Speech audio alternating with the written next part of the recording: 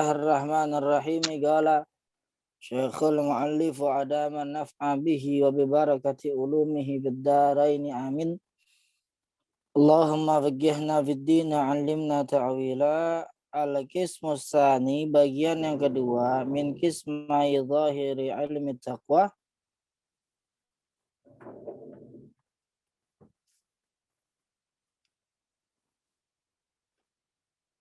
Min qismai zahiri ilmi taqwa huwal gaulu, yaitu dua bagian yang zahir yang nampak daripada ilmu taqwa, yaitu adalah al-qaulu fi ijtinabil ma'asi, yaitu berucap untuk menjauhkan kemaksiatan, al-zahiran wa batinah, menjauhkan kemaksiatan secara zahir dan batin, lahiriah dan batiniyah. Alam, ketahuilah anna lid-dini syatraini ay juz'aini, ketahuilah bahwasan agama itu memiliki dua jenis inti agama. Ahadahuma, yang pertama, targul manahi, meninggalkan segala hal yang dilarang oleh Allah. Wal akhar, dan yang kedua adalah fi'lu ta'at, yaitu menjalankan ketaatan. Jadi inti daripada agama itu adalah meninggalkan apa yang Allah larang dan menjalankan apa yang Allah perintahkan. Wa huwa ma taqaddama dzikruhu, itu telah berlalu penjelasannya. Wa targul manahi huwal asyaddu. Jadi kemarin itu kita sedang membahas tentang fi'lu ta'at. Itu yang kayak tolabul ilmi, nyari ilmu, puasa, sholat, wudu, dan seterusnya. Itu adalah fi'lu ta'at. Yang bagian kedua adalah targul manahi huwal asyad, dan meninggalkan hal-hal yang Allah larang itu lebih sulit, athqalu wa as'abu min fi'li ta'at sih. Itu lebih sulit dan lebih berat daripada mengerjakan ketaatan. Walidzalika kana aktsaru tsawaban minhu. Maka oleh karena itu menjadi dasar mendapatkan pahala yang sangat banyak dalam meninggalkan hal-hal yang Allah larang. Fa inna ta'ati al-fa'u lit-ta'lil, maka fa'nya fa' ta'lil, maka gitu. Maka sesungguhnya ketaatan-ketaatan itu ya gadiru 'alaiha ay ala fi'liha,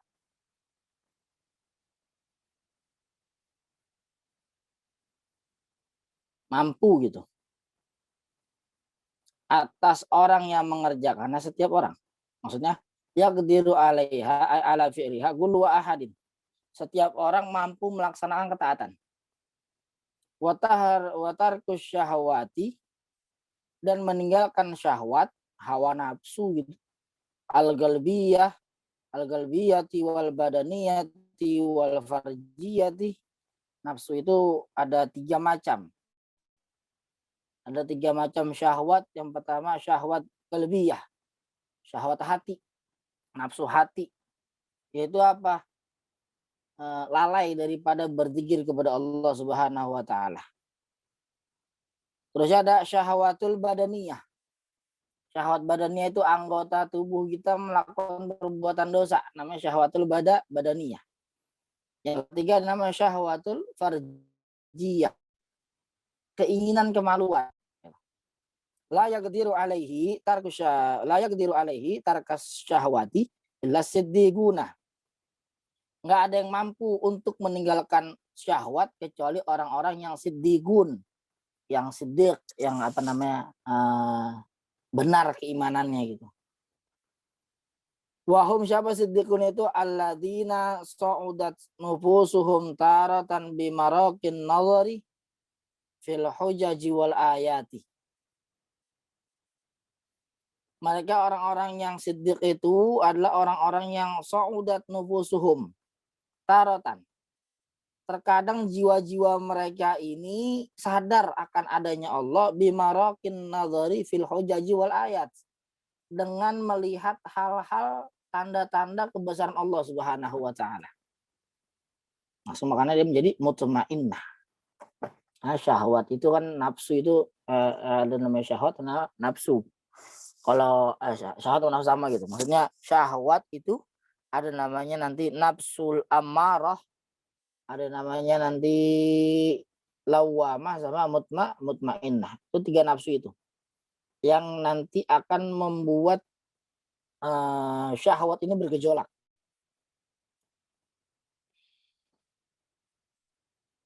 Wa ukhra, dan yang lainnya,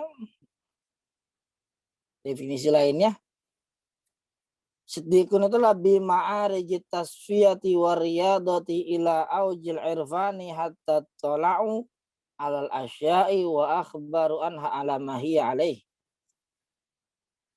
Siddiqun, orang-orang yang mereka ini naik jiwa mereka, kenal sama Allah gitu, bima'arijit tasfiyati, dengan metode-metode pensucian diri dia, ibadah begitu, selalu ingat sama Allah, wariyadati, dan melatih jiwanya ila aujil irfani, ke kelompok orang-orang arif billah. Arif billah gimana? Para ulama-ulama membersihkan hatinya bagaimana? Nah itu dia lakuin tuh. Sampai mereka ittala'u, mereka mengetahui alal asya'i, atas segala sesuatu, wa akhbaru anha, dan mengkhabarkan tentang sesuatu itu, ala mahya alaihi, yang dijalanin. Itu perjalanan spiritual. Nah itu dia ngerasain tuh. Itu adalah orang-orang siddiqun, yang kasarnya tuh nggak perlu bukti. Kalau ada orang yang membawa tentang perintah-perintah agama, langsung samaan wa ta'atan, tanpa bukti pun langsung jalanin. Sama seperti gelarnya Abu Bakar As-Siddiq radhiyallahu an. Nah, itu beliau ketika Rasulullah SAW Isra dan Mi'raj, banyak orang-orang Islam juga yang akhirnya mengingkari Rasulullah, nggak percaya. Masa iya Nabi Muhammad bisa berangkat dari Masjidil Haram ke Masjidil Aqsa, terus naik ke Sidratul Muntaha dalam jangka waktu cuman beberapa jam saja, dan bisa menjelaskan semua hal yang ada di situ. Orang-orang kafir Quraisy mengatakan ketika itu bahwa Nabi sedang mengarang cerita, lagi berhayal. Kemudian para sahabat, ada sebagian sahabat yang mulai meragukan tentang kejadian tersebut. Lalu para sahabat ini berbondong-bondong nyamperin Sayyidina Abu Bakar. Pas ketemu mesin Abu Bakar nanya, ya Abu Bakrin, ma ra'yikum an qissati Rasulillah sallallahu alaihi wasallam. Hai Abu Bakar, apa menurut kamu tentang kisahnya Rasul ini, tentang masalah Isra Mi'raj ini? Kata Sayyidina Abu Bakar apa? Kalau datangnya dari Nabi Muhammad sallallahu alaihi wasallam, maka aku akan membenarkannya. Maka Abu Bakar As-Siddiq gitu. Jadi tanpa dia lihat pun langsung beriman tuh Siddiq. Nah, itu dengan sebab apa? Bima ariji tasfiyah, bersih hatinya dia. Wariyadati gitu. Dan melatih jiwanya untuk kenal sama Allah. Kasarnya tuh kalau kita sama pacar kita gitu. Nah, pacar kita yang paling kita sayangin. Tanpa kita lihat dia melakukan suatu hal, pas dia cerita sama kita percaya aja udah.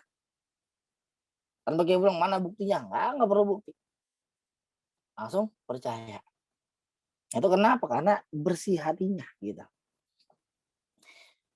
Falidzalika qala Rasulullah sallallahu alaihi wasallam, maka Rasulullah sallallahu alaihi wasallam bersabda, ya Rasulullah sallallahu alaihi wasallam bersabda, al muhajiru man hajara su'ah ay tarakahu. Orang yang hijrah adalah orang yang meninggalkan keburukan. Wal mujahidu man jahada hawahu. Orang yang berjihad adalah orang yang melawan hawa nafsunya. Ini kita garis bawahin tuh.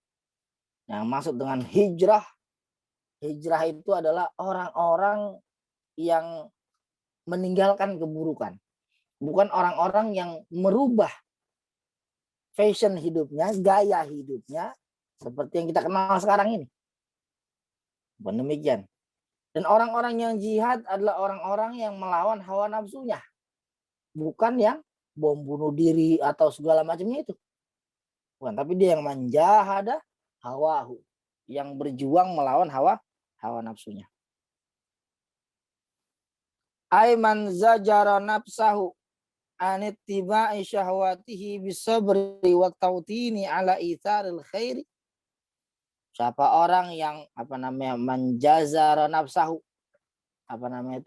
memberi ultimatum kepada dirinya, menasehati dirinya anittiba'i syahwatihi, untuk tidak mengikuti syahwatnya dengan cara apa? Bisabri, dengan sabar, wa tautini ala itsaril khairi, dan lebih senang bergaul kepada orang-orang yang lebih mendahulukan kebaikan.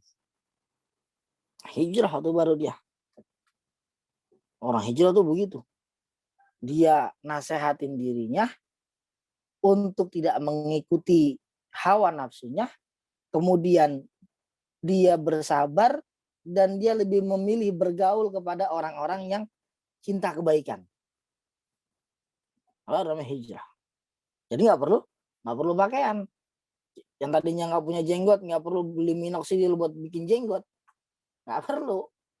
Yang tadinya nggak pakai nikob, nggak pakai cadar gitu, yang nggak perlu harus berubah pakai cadar.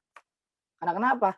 Ya karena hakikatnya hijrah itu adalah cukup meninggalkan kebaikan. Yang penting tetap dalam batasan syariat. Agama ini mengajarkan untuk menutup aurat, tutup aurat. Sebagaimana wajarnya di Indonesia menutup aurat. Oh, wajarnya Indonesia tutup aurat pakai jilbab, pakai baju yang longgar-longgar, selesai, udah. Jadi wes nggak usah macem-macem gitu, nggak usah macem-macem. Pakai jilbab, pakai baju yang longgar-longgar, jilbabnya juga jilbab yang bukan jilbab yang yang dapat membentuk lekukan-lekukan tubuh, ya udah cukup.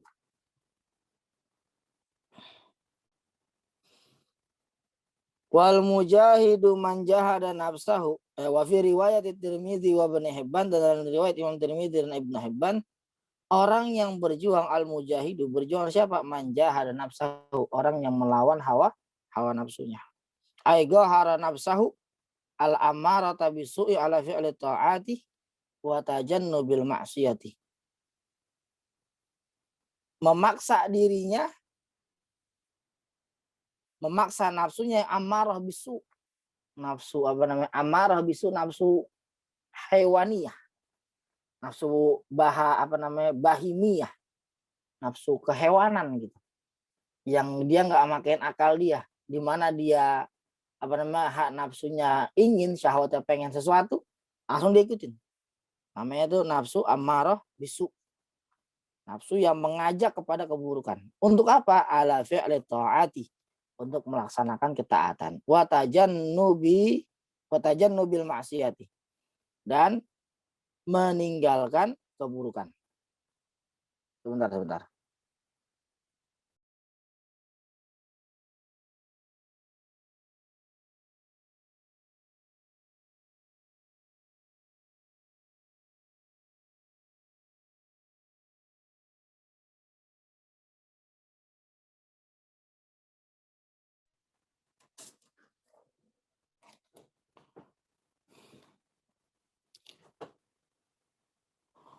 Wa jihaduha aslu kulli jihadin.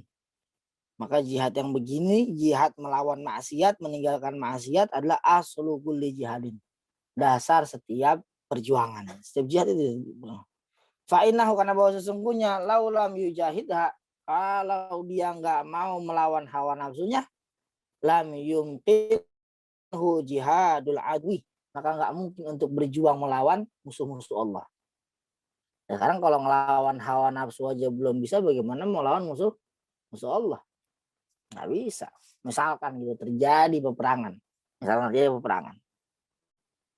kita diharuskan untuk bela negara, ya kan, kita berjuang tuh. Bagaimana kita bisa banyak kisah para sahabat. Mereka itu dalam kitab namanya Isqatut Tadbir, At-Tanwir fi Isqatut Tadbir, itu para sahabat diceritakan mereka berjuang, berjihad, berperang di jalan Allah, nggak bawa emosi. Setiap ada orang yang ngegambar dia atau mukul dia, nggak langsung dia balas. Nggak langsung dia balas. Karena takut pembalasan yang dia lakukan itu kecampur sama emosi dia. Bahkan ada sebuah kisah diceritakan tuh bahwa Zainal Ali karamallahu wajha tatkala ingin menebas leher musuh Allah lagi perang itu, mau ditebas lehernya, kemudian itu musuh Allah, orang-orang apa namanya yang memusuhi Allah itu meludahi Zainal Ali. Pas diludahin, ini apa namanya pedang sudah nempel di leher musuh, tinggal nerusin doang. Sama Zainal Ali nggak diterusin. Sampai akhirnya para sahabat nanya, kenapa nggak dilanjutin? Kalau Zainal Ali karamallahu wajhah, saya nggak mau mengotori jihad perjuangan yang suci ini dengan emosi saya. Jadi jihad itu nggak pakai emosi. Yang namanya berjuang itu nggak pakai emosi. Kalau ada orang teriak jihad menggunakan emosinya, nah, bukan jihad itu. Karena hakikatnya jihad nggak ada emosinya. Nah, itu sebagaimana apa namanya dijalankan oleh para sahabat. Ya, kalau kata Imam Syekh Nawawi Al-Bandani, bagaimana mungkin dia mau seandainya seseorang musuh Allah, kalau masih terbawa hawa nafsu tadi, jadi pengecut bisa gitu. Sama kayak kejadian di Indonesia, apa namanya itu yang setelah kemerdekaan tuh resolusi jihad kita, satu Syekh Masyad menjelaskan apa namanya bilang langsung hubbul watan minal iman, mewajibkan semua santri untuk bela negara. Seandaikan para santri tidak dididik oleh Hadratus Syekh untuk melawan hawa nafsunya, nggak ada yang berani untuk melawan para penjajah dengan jalan lillahi ta'ala, nggak ada. Tapi karena Hadratus Syekh Kiai Hasyim Asy'ari mengajarkan para santri-santrinya untuk melawan hawa nafsunya, karena ketika keluar resolusi jihad untuk bela negara, mereka langsung duluan, langsung paling berani. Itu. Sebabnya kenapa? Karena dia melawan hawa nafsunya. Ya, kalau hawa nafsu belum bisa dilanggar, belum bisa dilawan gitu, jangan teriak-teriak jihad, karena nggak mungkin ketemu musuh bakal kabur, pasti kabur. Ada afadahul azizi, ini dijalankan Imam Azizi. Wa junudun nafsi asyaratun, dan tentara nafsu itu ada 10. Tentara nafsu itu ada 10 yang harus kita kenal. Itu apa? Al-hirsu, rakus. Wasyahwatu, syahwat, keinginan. Wasyuhu, pelit. Jadi ada syuh, ada bukhlu. Kalau syuh, kalau bukhul, dia sama diri dia nggak pelit sama orang lain. Dia sama diri dia nggak pelit sama orang lain. Pelit namanya bakhil tuh. Dia nggak mau bagi orang. Apa-apa yang dia punya dia rasain sendiri, namanya bakhil. Kalau syuh, dia buat dirinya sendiri aja kagak, apalagi orang lain. Kalau syuh, namanya bapaknya pelit, kebangatan pelit nih orang, namanya syuh. Warrogbatu, maksudnya rogbah fid dunya, apa namanya itu, lebih tergiur sama dunia. Zegu zalim. Wal qaswatu, keras hatinya. Wasu'ul khuluqi, buruk akhlaknya. Wal amalu, panjang angan-angan. Wah, ntar gue kalau gue begini tulul amal gitu. Watomau, rakus. Wal kasalu, malas. Nah, itu adalah tentaranya nafsu. Wajunudul hawa, dan tentaranya hawa asyaratu aidan. Jadi ada nafsu, ada hawa. Nah, nafsu ada, maka kalau kita kenal dengan hawa nafsu kita kenalnya. Ada nafsu, ada hawa. 10 juga. Itu apa? Al-hasadu. hasad. Wa tajabburu, sombong. Apa namanya? Iya sombong gitu. Wal ujbu, kagum, bangga diri. Wal gibru, sama sombong. Wal gilu, nipu. Wal makru, bikin makar. Bohongin orang kerjanya. Wal waswasatu, was-was. Wal mukhalafatu fil amri. Apa namanya itu? Suka ngelawan perintah Allah. Wa su'udzonni, suuzon sama manusia. Wal jidalu, suka berdebat. Kaza afadahul Hamdani. Ini sama Imam Hamdani. Beda debat, beda diskusi. Kalau diskusi mengeluarkan satu hasil. Kalau debat yang mengeluarkan satu hasil. Dia harus dibedain. Kalau berdebat, itu nggak ada hasil. Debat itu adalah menang, kalah. Menang, kalah. Berdebat. Kalau diskusi, itu ngeluarin solusi. Itu bedanya. Jadi kalau diskusi, mengeluarkan solusi. Kalau debat, hanya memikirkan menang, kalah. Menang, kalah. Itu.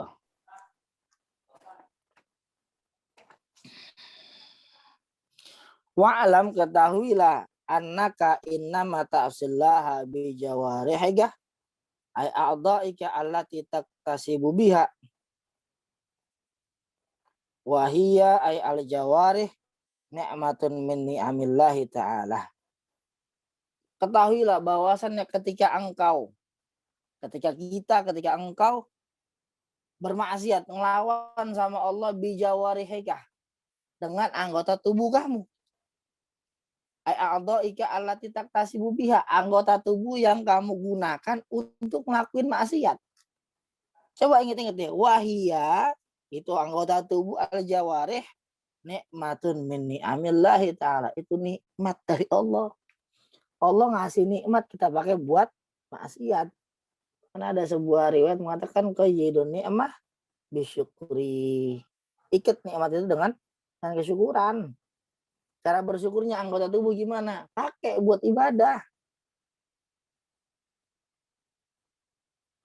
Tangan dipakai buat nyolong, tangkap orang dipotong tangannya. Ya hilang tuh nikmatnya, nikmat tangannya. Gitu. Alhamdulillah. Mata kita gunakan buat melihat hal-hal yang maksiat gitu. Melihat aurat perempuan, melihat hal-hal yang membuat kita nafsu. Enggak laki, enggak perempuan. Berhak nggak Allah untuk mengambil nikmat itu? Berhak banget. Berhak banget. Allah kasih kita mata buat dipakai untuk bigoddil basar. Tundukin mata kita dari hal-hal yang Allah benci. Kita pakai buat ibadah, buat baca Quran, buat baca kitab, buat ngaji, buat mandang ulama, gitu. Kalau kita pakai buat maksiat, Allah berhak banget mengambil kepemilikannya. Mengambil barang yang Allah titipkan kepada kita. Berhak banget. Kalau Allah ambil nikmat melihat, nggak bisa ngelihat kita. Mulut kita kita gunakan buat ghibah. Gibahin orang, ngadu domba orang, menyebar berita-berita hoax. Mampu banget Allah untuk menghilangkan fungsi mulut kita. Seandainya umat beruntung bahwa kita umatnya Nabi Muhammad SAW. Karena nggak langsung kena azab secara total gitu. Ngelakuin maksiat nggak langsung diazab. Entar-entarin biar taubat. Coba kalau kayak umat-umat terdahulu. Ngelakuin satu maksiatan langsung diazab sama Allah. Karena Allah saking sayangnya sama kita umat Nabi Muhammad SAW, maka wajiblah kita menjaga seluruh anggota tubuh kita daripada perbuatan maksiat. Alaika, itu nikmat yang Allah berikan kepada kamu. Wa amanatun ay wadi'atun ladaika. Anggota tubuh kita ini cuman amanah dari Allah. Allah ngasih pinjem doang. Kalau ngasih pinjem jangan dipakai sesuka udelnya gitu, suka maunya. Allah ngasih pinjem kita sekarang. Ngasih pinjam anggota tubuh. Allah kasih pinjem nih. Dipakai buat yang benar-benar, jangan dipakai buat yang kagak-kagak.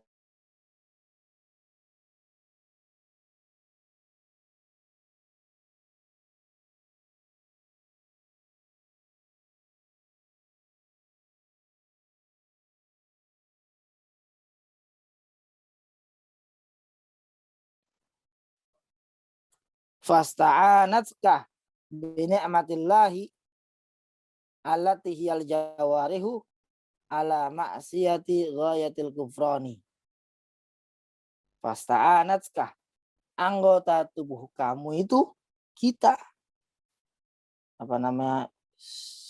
meminta tolong kepada kamu bi ni'matillahi, dengan nikmat Allah, ala ma'siyati ghayatil kufran, atas kemaksiatan yang puncak, yaitu adalah kufur nikmat. Al-juhudi bin ni'mati, menolak nikmat. Wa huwa diddu syukri, itu adalah lawanan syukur. Kalau kita menggunakan anggota tubuh kita untuk melakukan maksiat, maka kita sedang kufur dengan nikmat Allah. Ya Allah, banyak anggota tubuh kita gunakan buat ibadah. Tangan kita yang suka buat gambar orang, mata kita yang kepada hal-hal yang maksiat, mulut kita dipakai buat gibah, hidung kita mencium hal-hal yang Allah haramkan, hati kita nggak pernah ingat nama Allah, ingat paling pas ngaji doang. Kaki kita jalan ke tempat-tempat maksiat, maka bukti nyata buat kita nggak pernah bersyukur sama Allah. Padahal Allah ngasih pinjem, Allah ngasih amanah ke kita, nggak pakai bayar. Nggak pakai bayar. Seandainya kan Allah nyuruh kita bayar, nggak kuat kita bayar. Nggak kuat kita bayar. Oksigen kita hirup, masih gratis oksigen. Kalau Allah cabut nikmat napasnya, dibikin sama Allah paru-parunya ngeplek, dibikin nyesek, nggak bisa napas. Akhirnya mau nggak mau beli oksigen. Oksigen 30.000 sebotol. Sebotol 30.000. Cuma segini doang. 30.000. Ngirup. Kagak ada puas-puasnya. Bentaran ngasoh, mahal. Sebotol. Sehari bisa habis 3. Sehari bisa 3 botol. 90.000 kali sama seumur hidup kita. Ya Allah, betapa mahalnya Allah berikan nikmat yang segitu luar biasanya, besarnya gitu. Tapi kita gunakan anggota tubuh kita buat maksiat kepada Allah. Mudah-mudahan kita melalui bulan Ramadan ini bisa menjalankan segala perintah-perintah Allah dan merubah diri kita menjadi orang yang lebih baik. Berapa banyak orang yang nggak bisa ngerasa bulan Ramadan, banyak banget. Bisa jadi orang-orang yang masih mampu, kuat anggota tubuhnya, tapi nggak ngelaksanain bulan Ramadan, emang Allah tolak dia di bulan Ramadan. Na'udzubillah min dzalik. Karena kita bersyukur. Masih bisa ngerasain bulan Ramadan, bisa ibadah, bisa ngaji, bisa sholat raweh, itu bersyukur banget. Bisa kemungkinan besar Allah gerakkan semua anggota tubuh kita untuk ibadah kepadanya. Agar apa? Agar Allah terima ibadah-ibadah kita.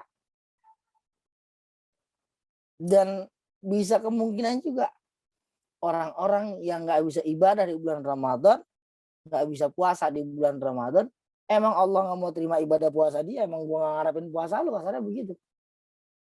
Bisa jadi begitu, bisa jadi. Allahu Akbar. Wa khiyanatuka fi amanatin haitsu ista'maltaha fi ghairi ma'dhunin.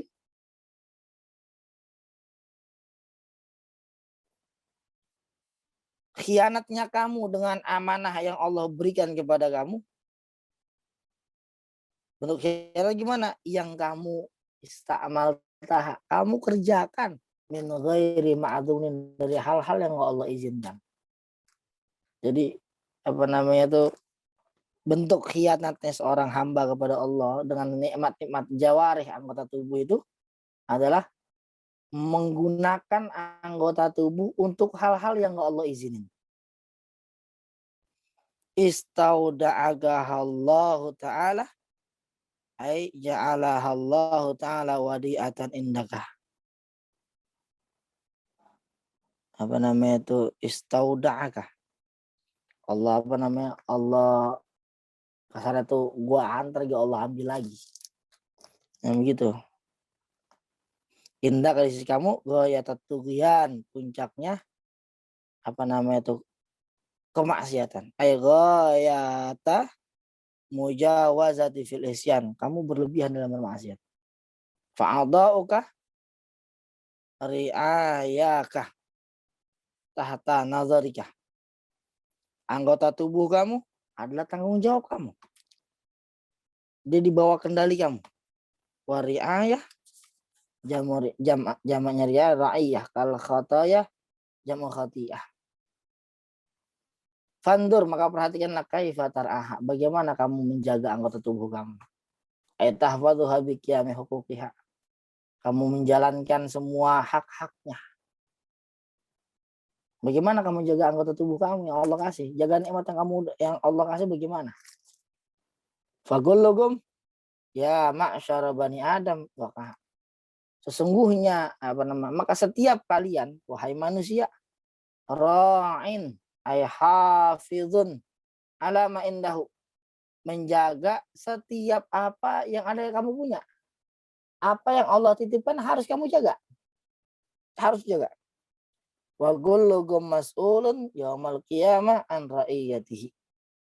Nah, apa namanya itu, dan setiap di antara kamu wahai manusia mas'ulun akan dimintakan pertanggungjawaban oleh Allah yaumal qiyamah pada hari kiamat an ra'iyatihi, dari hal-hal yang Allah titipkan sama kamu.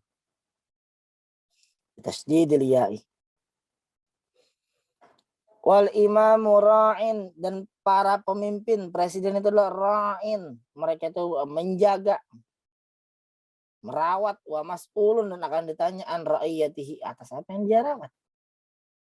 Presiden berarti akan berapa? Rakyat-rakyatnya. Warrajulu ra'in fi ahlihi, dan seorang suami juga menjadi seorang pemimpin fi ahlihi, di keluarganya, wa mas'ulun an ra'iyatihi, dan dia akan dimintakan pertanggungjawaban tentang keluarganya. Wal mar'atu ra'iyatun fi baiti zawjiha wa mas'ulatun an ra'iyatiha, dan seorang istri dia adalah permaisuri fi baiti zawjiha, di rumah suaminya, wa mas'ulatun an ra'iyatiha, dan dia akan ditanya hal-hal yang ada di dalamnya. Wal khadimu, dan pelayan ra'in, dia juga seorang pemimpin yang menjaga fi mali sayyidihi, di harta tuannya, wa mas'ulun an ra'iyatihi, dan dia akan dimintakan pertanggungjawaban atas apa yang dia jaga. Kata yang dikatakan ya, begitulah fi zawajiri, dalam kitab Zawajir. Wa ma ahsana gaudul gail min bahril wafir, maka alangkah bagusnya ucapan seorang penyair, walau anna idza mutna turigna, seandaikan kami idza mutna turikna, jika kami meninggal dunia, turikna, apa namanya, ya kami ditinggalkan. Lakanal mautu rahata kulli hayyin, karena sesungguhnya kematian itu adalah tempat istirahat setiap orang yang hidup. Walakinna, akan tapi kita idza mutna, tapi kita jika kita mati, bu'itsna, kita akan dibangkitkan kelak. Wa nus'alu ba'da dza'an kulli syai', dan kami akan ditanya apa-apa yang dulu pernah kita lakukan. Seandainya kita mati itu cuma sekedar mati doang, nggak bakal ditanya, mendingan mati deh. Gitu. Seandainya kalau kita mati nggak maka ditanya.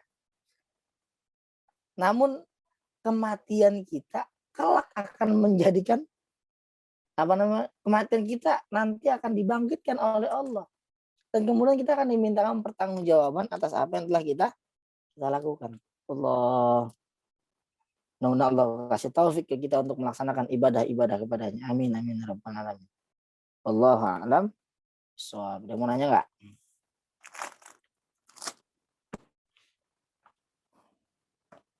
Kolam.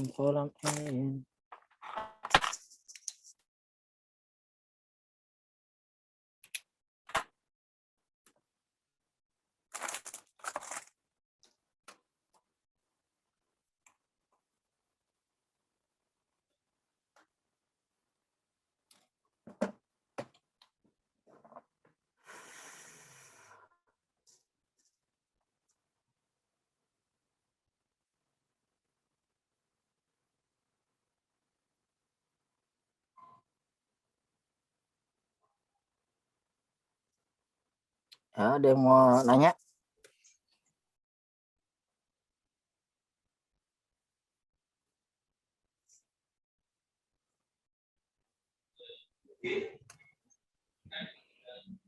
Silakan teman-teman yang mau bertanya.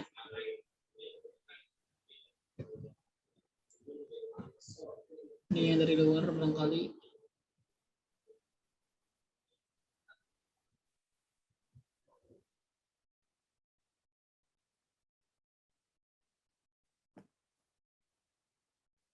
Ya, kalau mau nanya, Bayu, silakan.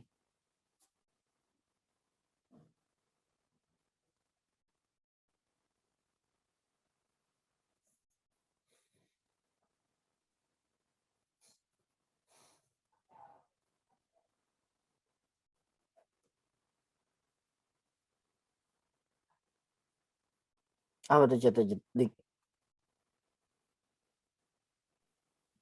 Kenapa Ustaz? Cerita apa isinya? Yang mana? Yang si Akso itu.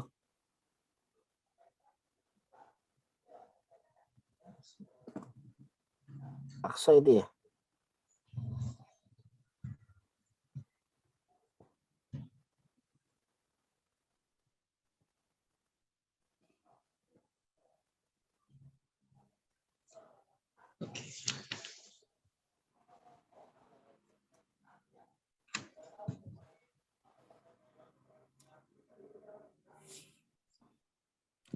Bagaimana? Ustaz izin bertanya, bagaimana sikap kita kepada anggota keluarga kita yang lebih senang dengan ustadz yang berceramah dengan kata-kata kasar? Bagaimana cara kita? Respon kita. Pertama, nasehatin bahwa Islam itu nggak begitu. Dengan cara apa? Kalau dia dengerin ceramah yang keras-keras, kita dengerin ceramah yang lembut-lembut. Ntar dia bakal kepo. Gitu. Sekali dua kali ya belum bisa gitu. Cuman ketika ketiga kali, 4 kali dan seterusnya, kita bakal penasaran.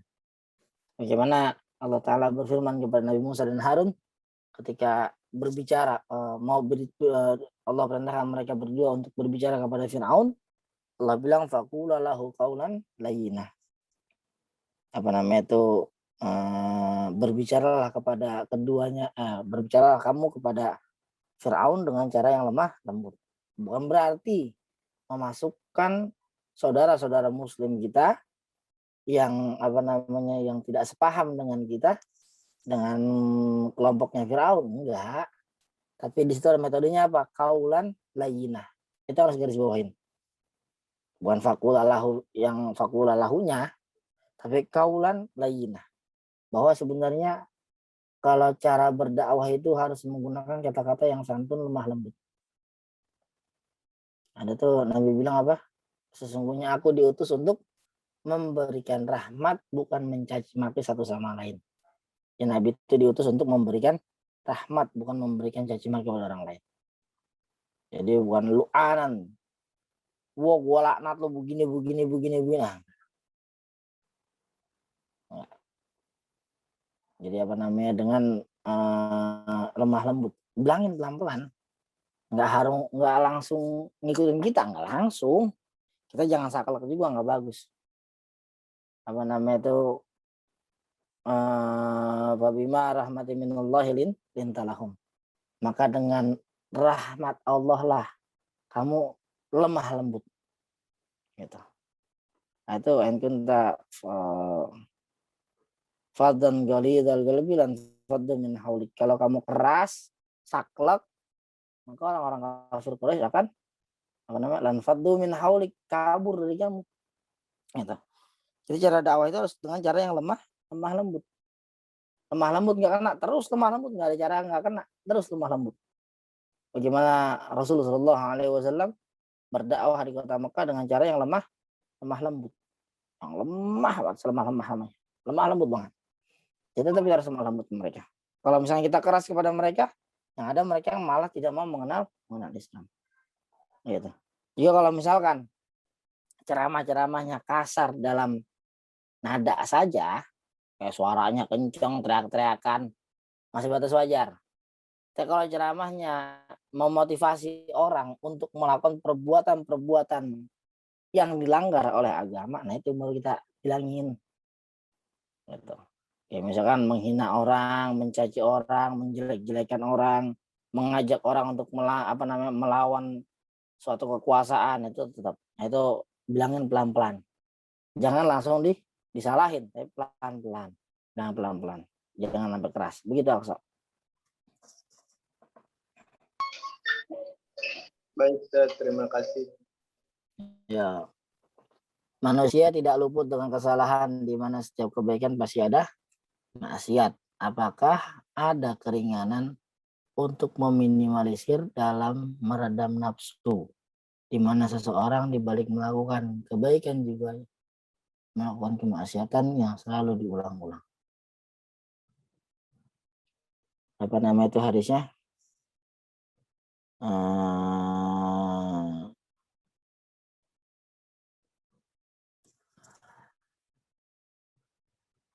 Apa nama itu? Kullu insanin khata'un gitu. Nggak salah tuh. Oh, kamu Rasulullah SAW. Setiap manusia itu adalah tempatnya salah.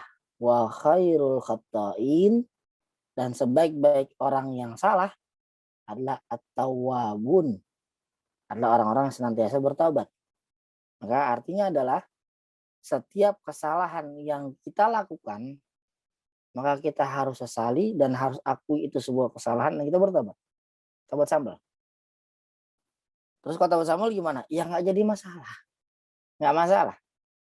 Walaupun kita melakukan suatu perbuatan dosa yang kita ulang-ulang dan kita sadari itu adalah perbuatan salah, kita taubat lagi dan terus-terusan taubat, nah itu nggak masalah.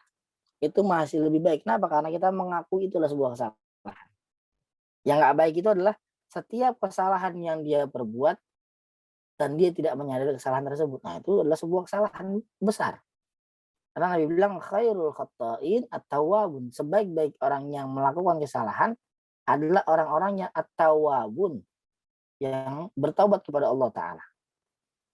Innallaha yuhibbut tawwabina wa yuhibbul mutatahhirin. Sesungguhnya Allah Subhanahu wa Ta'ala itu suka, cinta kepada orang-orang yang senantiasa bertaubat dan suka orang-orang yang suka bersuci. Berarti dalam ayat tersebut Allah menjelaskan bahwa Allah nggak menutup pintu taubat buat orang-orang yang selalu jatuh dalam maksiat. Allah katakan innallaha yuhibbut tawwabin. Allah cinta kepada orang-orang yang taubat. Maksudnya begitu. Setiap kesalahan yang kita lakukan, karena kita dalam hadis Rasul dikatakan kita adalah tempatnya salah. Nah, an-nas mahallul khata' wa nisyan, tempatnya salah dan lupa. Maka Allah katakan innallaha yuhibbut tawwabin. Enggak apa-apa lu ngelakuin kesalahan, yang penting lu sadar lu salah, gitu kasarnya. Nggak apa-apa lu ngelakuin kesalahan, ngelakuin dosa nggak apa-apa, tapi lu sadar, lu taubat sama gua. Tetap anggap itu kesalahan. Yang jadi pendurhaka itu adalah orang-orang yang melakukan kesalahan dan dia nggak sadar kesalahan dia itu. Dan dia tidak mengakui kesalahannya. Gitu. Kasar itu bahasanya Allah gitu, bahasanya Allah. Ya lu mau segede apapun masalah lu, mau segede apapun dosa lu, kalau lu taubat ya gue terima. Dalam sebuah sabda dikatakan idza tabal abdu taballahu alaihi. Siapa orang yang taubat Allah bakal terima taubatnya. Mana sebuah ayat dikatakan wasari'u ila maghfiratin min rabbikum, segeralah menuju ampunannya Allah Subhanahu wa taala. Jadi itu disuruh kita emang suruh itu bertaubat sama Allah. Dan sebuah ayat dikatakan tubu taubatan nasuha. Taubatlah kamu sebenar-benarnya taubat. Karena dalam semua ayat yang tadi saya sebutkan itu adalah isyarah Allah menunjukkan bahwa Allah memiliki rahmat yang luas ketika kita melakukan suatu perbuatan dosa. Yang dosa itu sebenarnya kita lakuin lagi, Allah tidak menutup pintu taubatnya buat kita. Artinya apa? Teruslah bertobat. Bahkan sabda Rasul sendiri mencontohkan. Rasul setiap hari baca istighfar, astagfirullah, itu sebanyak 100 kali.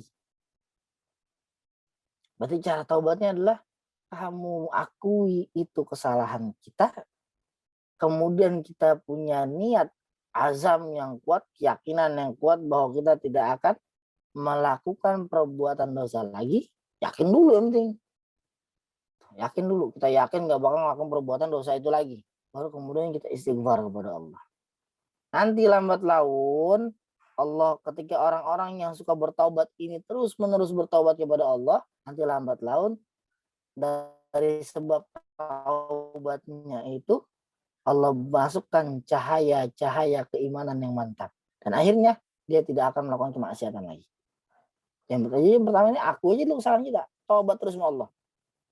Salah, ngelakuin lagi, taubat lagi, ngelakuin lagi, taubat lagi, ngelakuin lagi, taubat lagi. Sampai nanti Allah gerakkan hati kita untuk tidak mendekati kemaksiatan lagi. Gitu. Nah, Allah katakan apa? Allah dalam firman-Nya, wa in jahadu fina lanahdiyannahum subulana.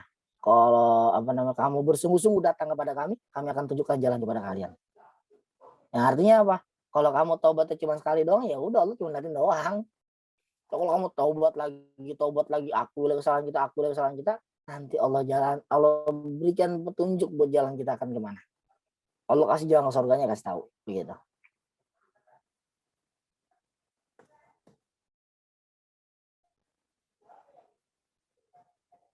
Cara meredam nafsu.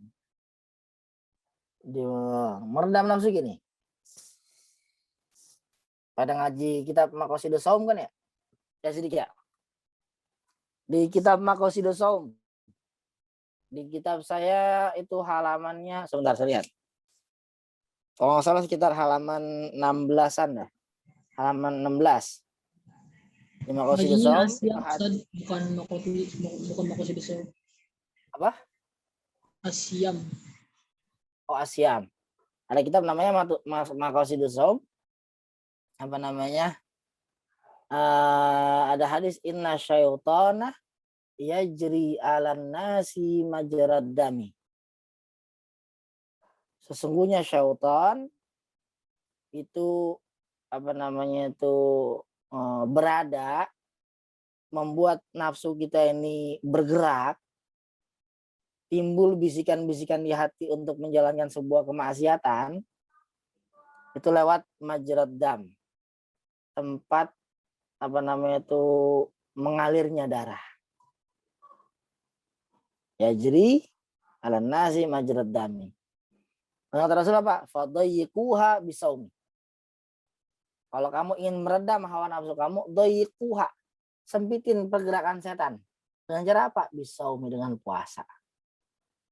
Dengan puasa ini kita nggak pengen ngapa-ngapain. Lakuin maksiat aja nggak pengen, nggak ada harapan dah. Gitu. Jadi ketika kita udah nggak ada keinginan untuk melakukan sebuah kemaksiatan, langsung penuhin semua aktivitas kita dengan ketaatan semua. Langsung tarbiyah hati kita, tarbiyah nafsu kita, bahwa kita harus menjadi orang yang lebih baik dan lebih baik. Begitu. Ada lagi yang mau ditanyain? Satu lagi Ustaz. Baik ya, apa? Ini tadi kan di kitab dijelaskan junudun nafs sama kan ada syahwat sama hawa ya. Ini kenapa dibedakan? Kenapa ada junudul hawanya 10 terus ini juga 10 gitu? Kenapa dibedakan? Kan hawa nafsu. Kan gini. Kalau hawa itu keinginan. Kita hasut sama orang, iri sama orang. Itu hawa namanya itu. Bangga diri, senang dengan perbuatan kita namanya hawa. Nah kalau nafsu, itu nafsu tadi saya bilang ada 3. Ada nafsu amarah, ada nafsu lawamah, ada nafsu mutmainnah. Yang mana Allah jelaskan dalam beberapa firman-Nya, lawamah itu fala uqsimu binafsil lawamah. Aku nggak akan bersumpah dengan nafsu lawamah. Nah jadi 2 dalam sebuah kitab dikatakan, kata Ibnu Athaillah As-Sakandari, Allah tidak berbicara dalam Quran ya. Allah tidak berbicara kepada 3 nafsu tersebut. Itu nafsu, kecuali nafsu mutmainnah. Jadi Allah hanya berbicara kepada nafsu mutmainnah sebagaimana dalam Al-Quran dikatakan, ya ayatuhan nafsul mutmainnah irji'i ila rabbiki radiyatan mardiyah. Jadi kalau misalnya kita dalam artian tersebut, nafsu itu apa? Nafsu adalah bisikan yang membawa kepada kemaksiatan, amarah bisu. Jadi nafsu itu adalah bisikan hati yang ingin melakukan suatu keburukan, namanya nafsu. Sedangkan hawa itu adalah keinginan kita ingin mengerjakan suatu hal yang membuat untung diri kita sendiri. Itu hawa. Nah, itu yang kita kenal dengan namanya sekarang hawa nafsu. Makanya kalau kita buka kitab kita itu yang junudun nafs ada 10 dan junudul hawa ada 10. Kita perhatikan kalau misalkan junudun nafs itu kayak hirsun, kita rakus gitu. Itu kan nguntungin kita. Kemudian syahwah, kita pengen nyalurin apa yang kita pengen tuh terjalan semua, itu kan kepuasan kita. Kemudian syuhun, pelit, itu pun menjadi kepuasan diri kita. Sedangkan kalau hawa sendiri itu hanya goresan hati yang penyakit hati itu. Hal itu yang penyakit hati, kayak hasut kepada orang, iri kepada orang. Sedangkan iri nggak nguntungin kita, hasut nggak nguntungin kita, ujub juga nggak nguntungin kita. Begitu. Jadi begitu, Dik. Paham?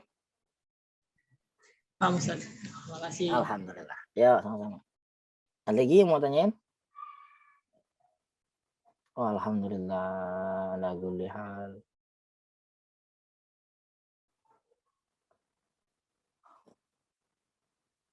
Kelas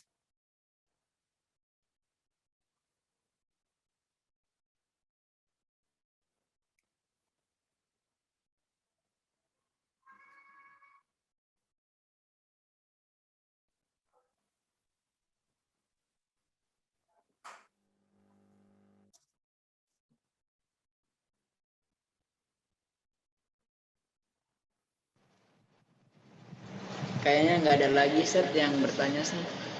nggak ada. Ya udah, kita tutup pengajian kita pada malam hari ini. Insya Allah besok kita kaji lagi. Insya Allah jam 9:30 atau enggak sekitar jam 10 kurangan dah. Saya baru keluar jam segituan. Sekarang jam berapa nih? Jam 10:30. Saya baru selesai jam segitu selesainya. Saya bingung mau bagi waktunya gimana. Kalau ba'da subuh saya nggak bisa, saya pasaran juga. Ba'da asar saya pasaran juga. Jadi emang ada waktunya di jam-jam seginian. Ba'da tarawih juga pasaran. Ya mudah-mudahan pada sabar nungguin sekitar jam 9:30-an. Pada sabar, mudah-mudahan istiqomah. Semoga Allah kasih taufik kepada kita untuk senantiasa menjalankan ketaatan kepadanya dan menjauhkan segala larangannya. Amin amin ya rabbal alamin.